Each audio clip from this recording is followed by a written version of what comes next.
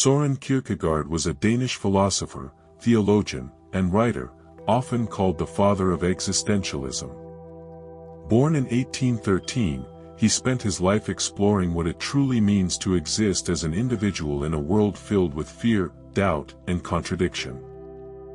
Unlike philosophers who searched for universal systems or moral rules, Kierkegaard turned inward, studying the human experience of anxiety, despair, and faith. He believed that every person must confront these emotions to discover genuine freedom and meaning.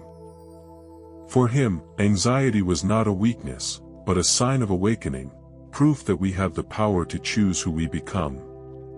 His writings, such as The Concept of Anxiety, Either/or, and Fear and Trembling, reveal a philosophy built not on perfection, but on courage, the courage to face uncertainty, accept responsibility, and live authentically in an irrational and often absurd world. Kierkegaard believed that anxiety is not something to escape from, it is something to understand. In The Concept of Anxiety, he explained that this feeling appears when we stand at the edge of possibility. It is the dizziness of freedom, that strange tension we feel when we realize we can choose anything, but must also bear the weight of that choice.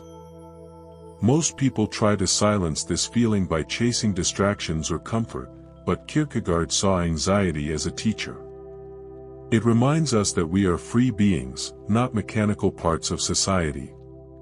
To live authentically, we must face this inner tension instead of running from it. By acknowledging our anxiety, we transform it into strength. It becomes the energy that drives us toward real self-awareness. Freedom, according to Kierkegaard, begins the moment we stop avoiding anxiety and start learning from it.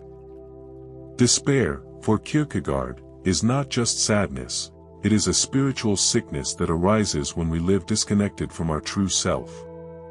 In The Sickness Unto Death, he described despair as the conflict between who we are and who we pretend to be. People often build their identity from others' opinions, achievements, or societal roles, but when those things collapse, they feel empty. Kierkegaard said this emptiness is not the end, it is an invitation. It forces us to see that our worth doesn't depend on external approval, but on our relationship with ourselves, and with something higher. The only cure for despair is honesty, to confront our illusions, accept our limits, and take responsibility for who we are becoming. Through this painful honesty, we awaken a deeper self, one that is rooted not in appearance, but in authenticity and faith. One of Kierkegaard's most powerful ideas is the leap of faith. In Fear and Trembling, he used the story of Abraham to show that faith is not about blind obedience, but about courage, the courage to trust in meaning, even when logic fails. True faith begins when reason reaches its limit. Kierkegaard believed that life's greatest truths cannot be proven, they must be lived. This does not mean rejecting reason, but recognizing that rationality alone cannot explain existence, love, or purpose.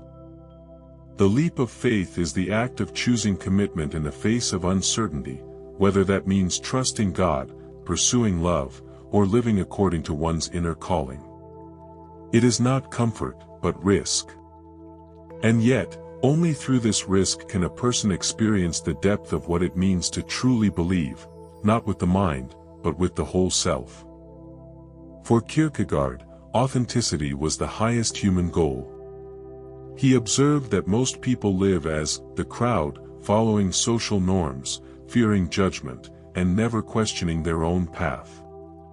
In doing so, they lose their individuality. Kierkegaard warned that conformity kills the soul because it replaces genuine choice with imitation. To live authentically means to act from inner conviction, even when the world disagrees.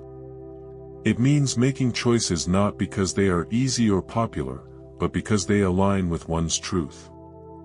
Authentic living requires solitude, reflection, and courage, the willingness to stand alone. Kierkegaard saw this as the only path to real meaning in a world that often feels absurd and uncertain. We cannot control the world, but we can control how honestly we exist within it. And that, he believed, is where the true essence of human freedom lies. Kierkegaard believed that truth is not something we simply discover, it is something we live. He rejected the idea that human existence could be explained through objective facts or abstract systems. For him, the most important truths were personal, emotional, and lived through experience. This is what he called subjective truth. It means that what matters is not merely what we believe, but how deeply and sincerely we believe it. Two people might hold the same idea, yet only one truly lives it, with passion, struggle, and commitment. Kierkegaard argued that without this inner involvement, truth becomes lifeless. Philosophy, religion, love, all lose meaning if they are treated as theories instead of ways of being. To live truth subjectively means to take responsibility for our choices and embody our beliefs every day. It is the difference between speaking about meaning and actually living meaning. For Kierkegaard, that was the essence of a real life, not detached knowledge, but courageous, lived understanding. Kierkegaard's entire philosophy leads to one timeless message, that the purpose of life is not to escape suffering, but to transform through it. Anxiety, despair, doubt, and faith are not enemies, they are steps on the journey toward becoming a true self. Every human being must stand alone at some point, face their fears, and choose their path without guarantees. That moment of choice, raw, uncertain, and terrifying, is where existence becomes real. Kierkegaard taught that we cannot find meaning in the crowd or in external success, we must create it within ourselves, through authentic action and deep reflection.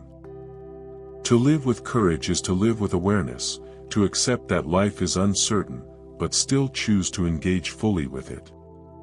In a world obsessed with comfort and control, Kierkegaard's words remind us that true freedom lies in embracing our vulnerability, and finding strength within it.